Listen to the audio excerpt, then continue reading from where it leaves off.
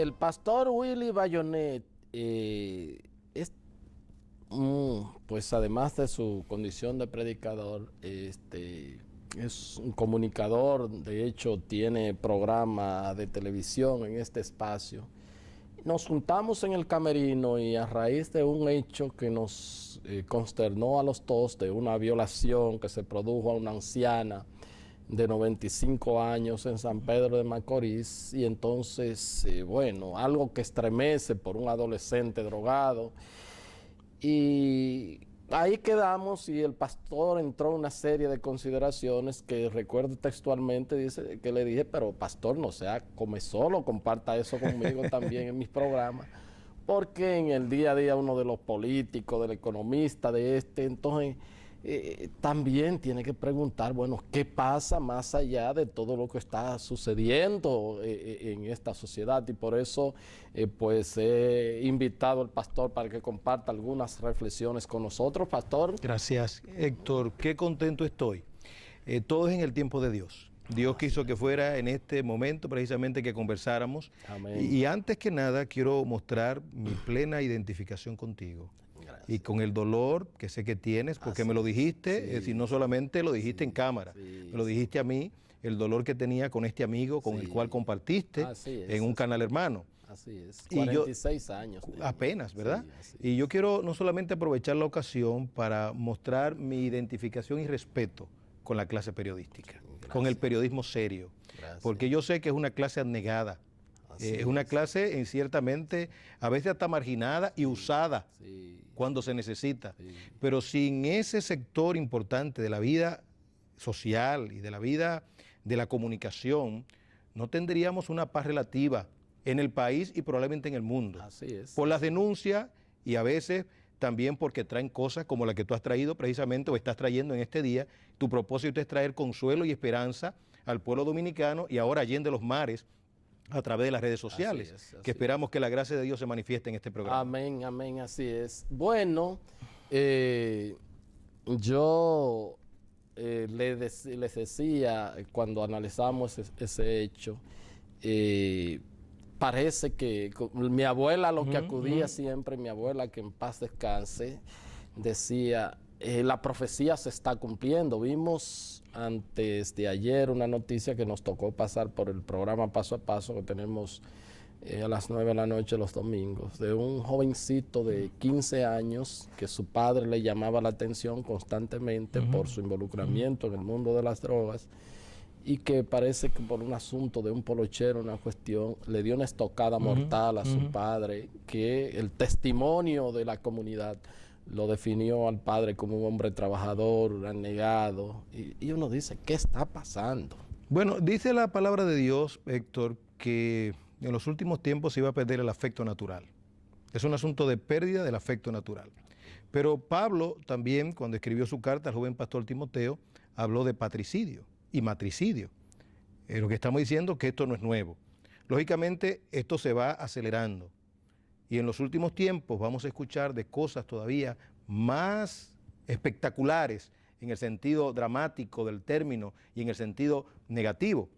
Esa persona que escuchaste, ¿verdad?, del cual me hablaste, del joven que violó a una anciana, pérdida de afecto natural.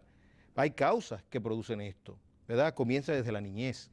Se va perdiendo lo que es el amor a la vida, se va perdiendo lo que es el amor a Dios, se va perdiendo lo que es el amor a la humanidad y se va perdiendo algo esencial que es el temor de Dios, que algunos malinterpretan. Algunos creen, bueno, que el temor a Dios es un temor que no produce cosas positivas. No, es un temor que te hace mantenerte en el carril, en el equilibrio. En el equilibrio, y que es necesario. El principio de la sabiduría, dice la palabra de Dios, es el temor de Jehová. Claro. Lo que esto debe llevarnos es a estar... Si hago esto, ¿cómo se sentirá Dios yo haciendo esto? Oh, lógico. Ese es el temor, de eso es lo que se trata. O sea, ¿estaré yo haciendo esto que a Dios le guste esta cuestión? Así es, y a la luz de sus leyes, de las leyes que Él ha establecido, como en las leyes terrenas. Yo pienso que si no hay temor a obedecer las leyes, el hombre no la obedece. Por ejemplo, temor económico. En Estados Unidos alguien parquea o estaciona un carro en un lugar inadecuado y no es el temor a que se lo lleven, porque allá no lo llevan. Bueno, lo llevan en algunas veces. Es al ticket. Es un ticket de $100. Sí. Y las personas que trabajan mucho allí saben el valor del dinero. Oh, sí, claro. Entonces hay un temor. El temor a la prisión, el temor a ir a la cárcel, ¿no? El temor a la reputación, a perder la reputación. Pero esencialmente, en lo que tiene que ver con Dios, el temor de Dios. Saber que aunque no te vea un hombre, te ve Dios y Él es vengador. Porque la palabra de Dios así lo establece. Porque Él es justo. Y la venganza forma parte de la justicia. El juez, en nombre de la sociedad, se venga del delincuente. Por eso el Señor dice, mía es la venganza, yo daré el pago. Es decir, que la venganza per se no es mala.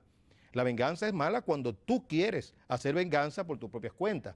Pero cuando es la venganza de Dios, que a veces la ejecuta directamente y otras veces la canaliza, esa venganza a través de los medios que Él ha establecido, en este caso la justicia terrena. ¿Cómo no? ¿Cómo no? Entonces, además de Dios, del temor, qué está pasando también en el aspecto familiar, que es otra cosa? O sea, la destrucción de la familia,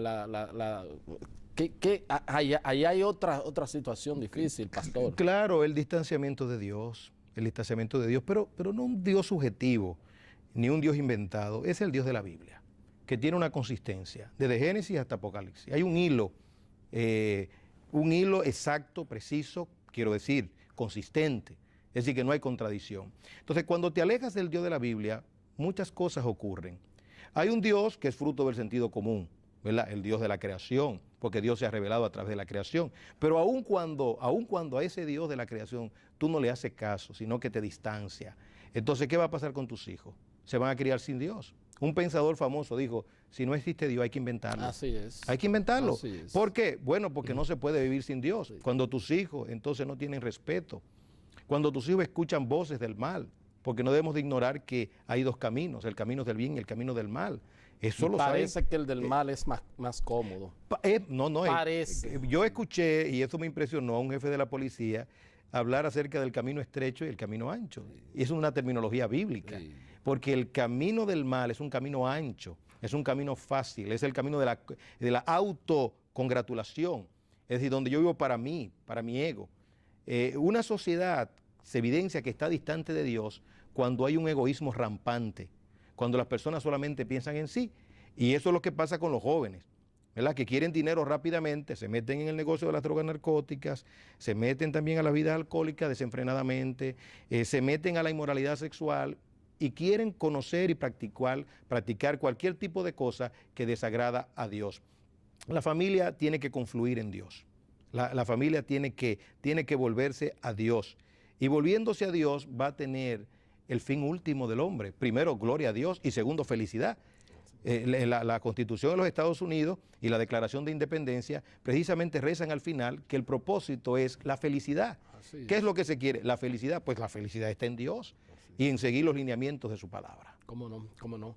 Estuvimos hablando también fuera de cámara, en el camerino, cuando coincidimos, en el hecho del suicidio, la cantidad de personas, de jóvenes sobre todo, y lo que es más crítico y alarmante, comunicando la macabra decisión de suicidarse por las redes sociales y suicidándose, cometiendo el suicidio.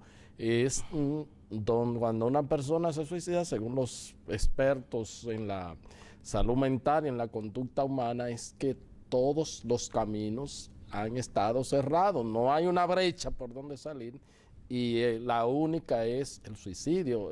Quisiera conocer su reflexión. Sí, me agrada sobremanera las declaraciones de Interior y Policía, del ministro de Interior y Policía y del director de Patología Forense.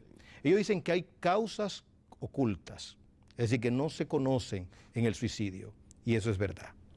Ellos mencionan causas sociales, incluso Patología Forense llegó a decir hasta causas religiosas, que eso me llamó la atención. Causa religiosa para un suicidio. Sí, en los Estados Unidos hay un caso precisamente que marcó un hito, un precedente en California, de un joven de 23 años que se quitó la vida.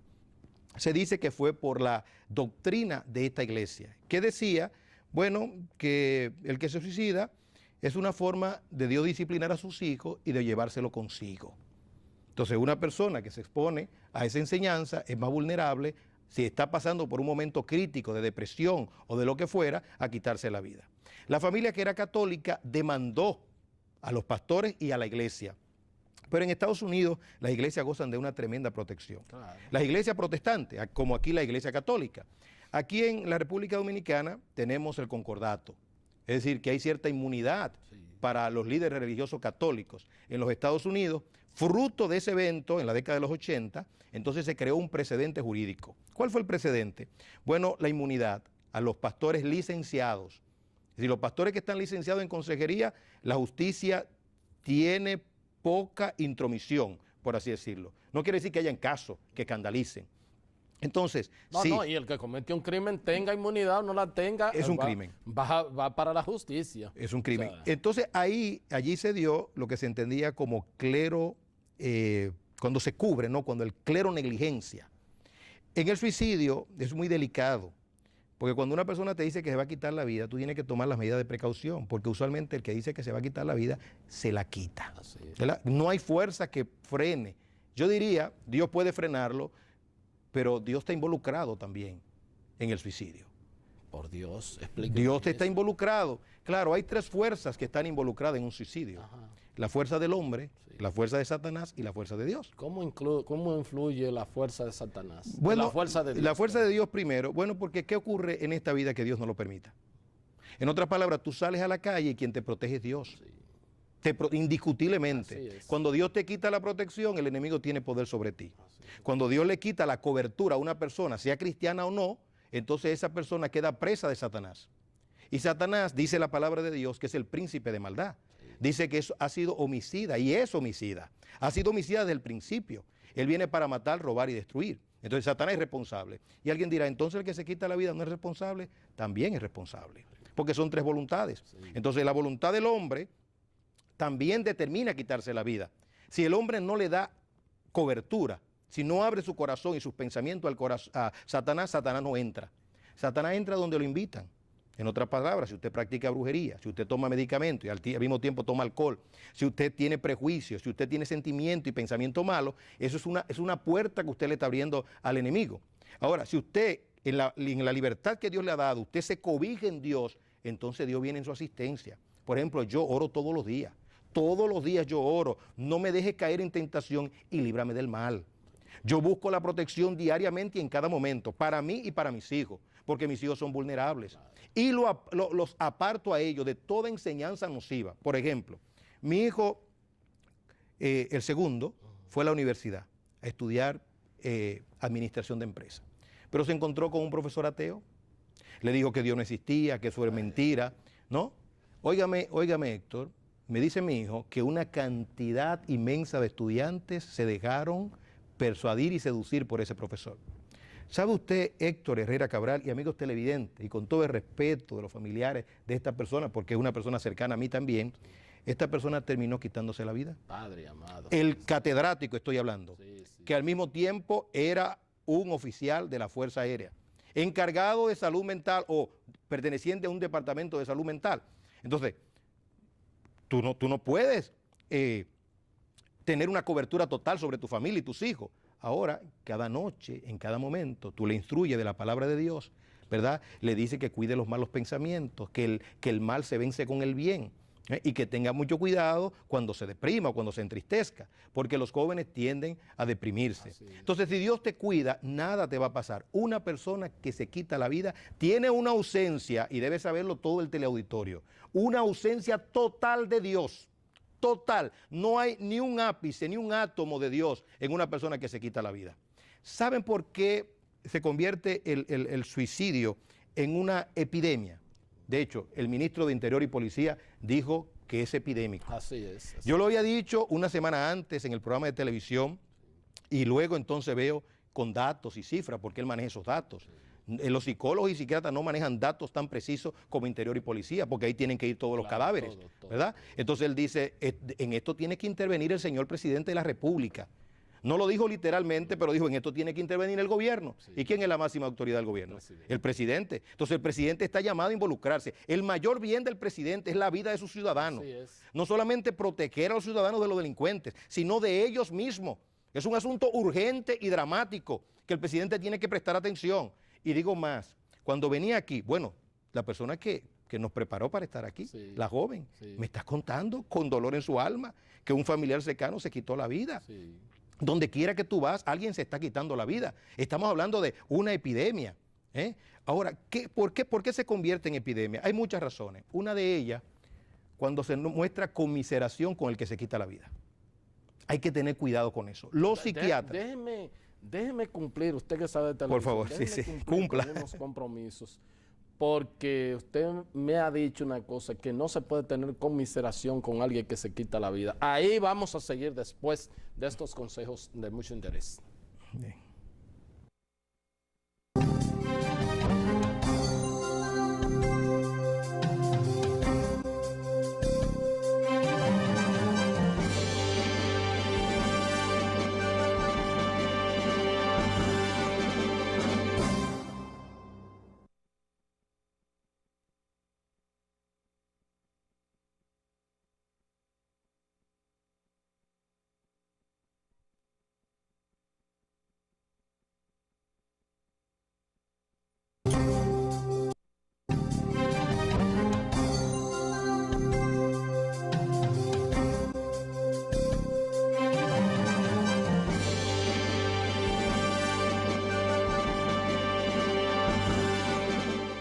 Continuamos con esta entrevista con el pastor Willy Bayonet. El pastor pues también ejerce su ministerio desde la televisión, predicando, enseñando las buenas nuevas, y también usted ven cómo mezcla pues lo espiritual con lo científico, para que vean que no hay una barrera que separe pues a Dios de la ciencia.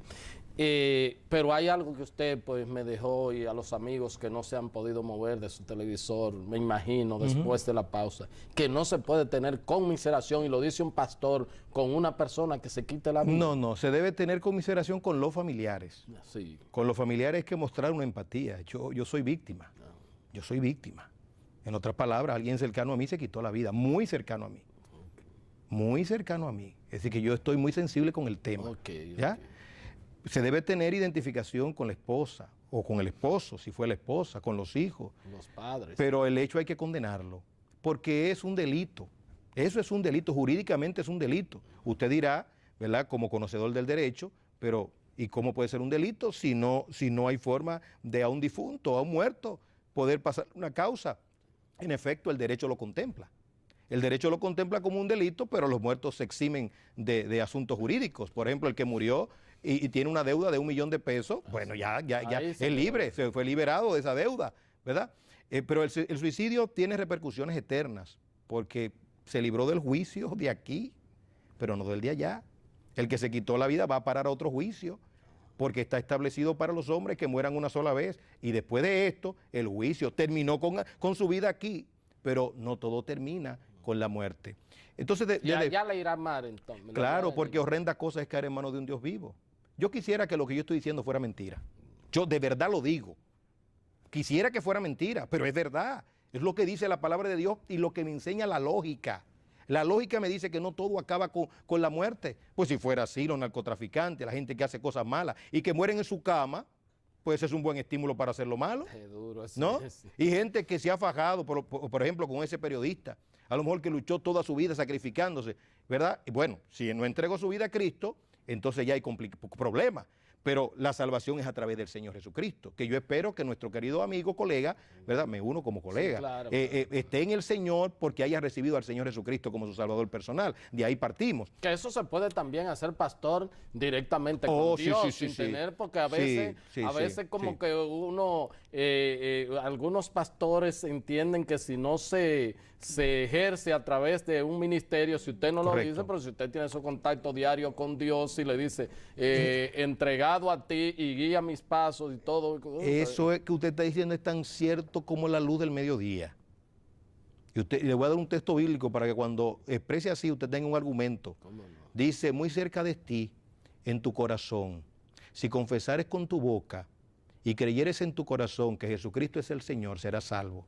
Porque con el corazón se cree para justicia, mas con la boca se confiesa para salvación. A quien Dios le dé esa oportunidad es un bienaventurado. Recuérdese usted el ladrón en la cruz. Sí. En el último momento, directamente con Jesús. No había nadie, no había un pastor, no había nadie. Solamente él y Jesús. Y el Señor le dijo, hoy estarás conmigo. Así es. En tu reino. Un hombre que se pasó toda la vida pecando, toda la vida robando. Y quién sabe si mató.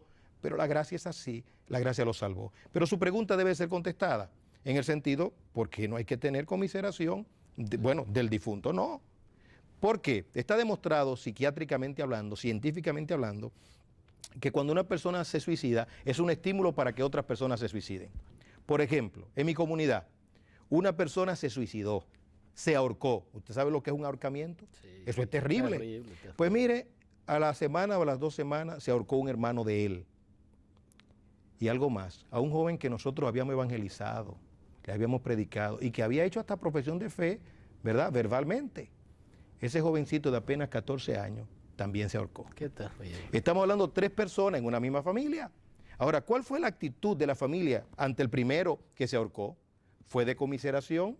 Si fue de conmiseración y alguien dice, el cura o el pastor dicen, ese hombre está en la gloria, está con Dios, era una víctima, era que tenía problemas psicológicos, mentales.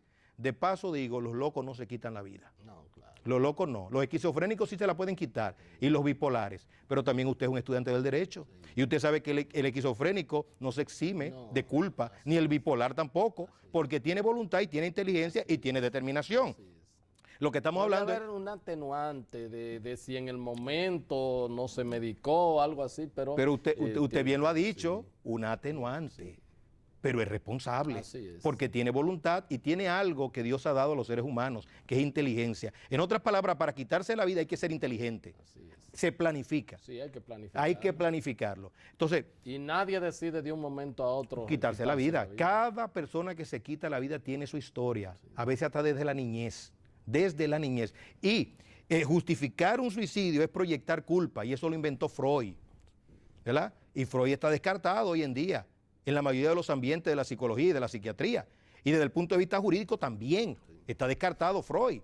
Entonces, ¿por qué volver a un freudianismo? Claro está, lo de Freud fue lo que ocurrió en el huerto de Edén, cuando se le preguntó a Adán, y Adán dijo, la mujer que me diste.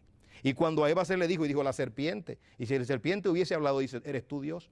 Porque al final hay un culpable, entonces Dios es el culpable. ¿Y el que se quitó la vida? No, la enfermedad, no, Dios es el culpable. Entonces yo prefiero declarar al hombre culpable y a Dios inocente. Pero más, los organismos militares en este país y en el mundo no le dan honores al que se quita la vida. No, sí, señor, investíguelo. La Fuerza Aérea, y lo digo responsablemente a toda la nación, en la Fuerza Aérea está ocurriendo algo extraño. Son varios los que se han quitado la vida. ¿Cómo puede ser? En la Fuerza Aérea. No sabemos qué está pasando, pero es alarmante. ¿Ya? Es alarmante el asunto, pero en la Fuerza Aérea no te dan honores militares. Los altos jefes sí mantienen empatía con los familiares, son tiernos. No hay una institución más tierna que la Fuerza Aérea. No hay una institución más trabajadora que la Fuerza Aérea. No hay una institución más organizada en este país probablemente que la Fuerza Aérea. Orgullo para la nación. Sin embargo, hay una situación difícil allí que me preocupa. Me preocupa en el alma, tengo una carga pesada como pastor por la Fuerza Aérea.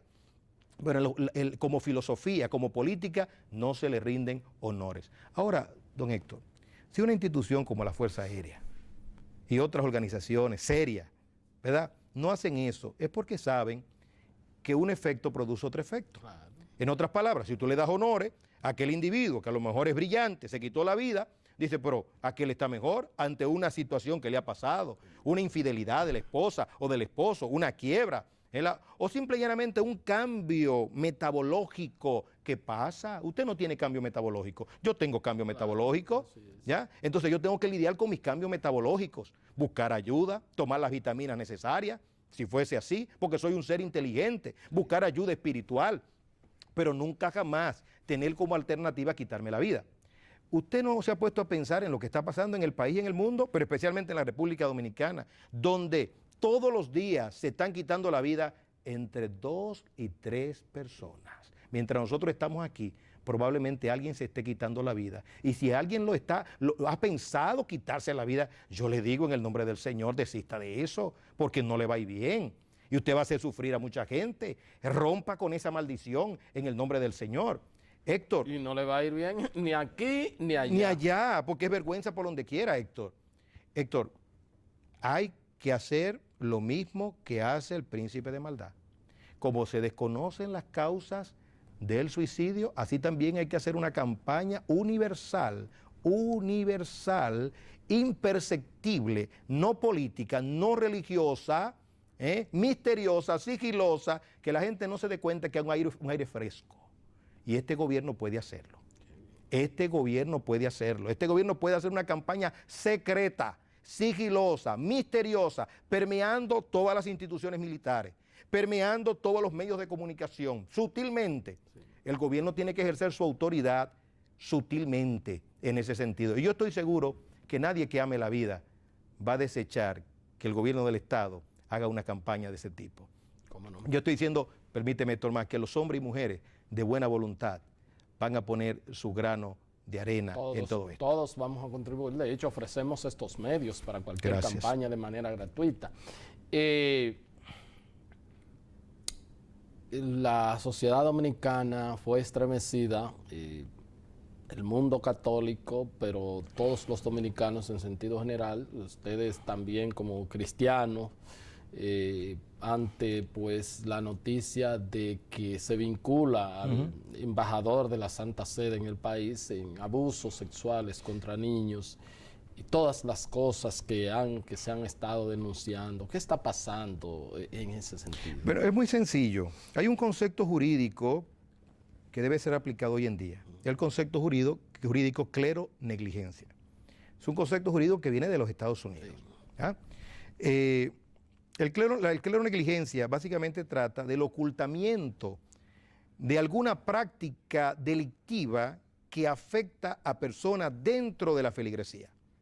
Hay un asunto de amiguismo, de no dañar moralmente a la persona que dañó físicamente a alguien, Héctor. Entonces, porque ese señor embajador es mi amigo. Yo no comparto con él, pero si lo denuncio, pierdo mi amistad. Y por otro lado, temor a la reputación. Daño la reputación de la iglesia. Pero ellos no saben que Dios dice que no hay nada oculto que no sea descubierto. Que tarde o temprano. Ese señor, ¿cuántos años tenía en esa práctica? No lo sabemos. Ahora, ¿por qué la iglesia sale rápidamente con un grito de alarma y se autocondena y pide perdón? Porque ellos saben que hay un delito de clero-negligencia. Ellos quieren eximirse de eso, porque ya la Iglesia Católica en los Estados Unidos, eso le ha costado miles de dólares, millones de dólares. Hay diócesis que han quebrado. Eso es correcto. Y todo por el ocultamiento. Pero no solamente hay clero-negligencia, a la luz de este caso que salió en primera plana en la Iglesia Católica, no. Hay clero-negligencia en las iglesias protestantes o evangélicas, ¿verdad? Porque también no quiero... pero claro, donde quiera que hay humanos, porque la fiebre no está en la sábana, donde quiera que hay humanos, ¿verdad? La Biblia no oculta los pecados de sus grandes hombres.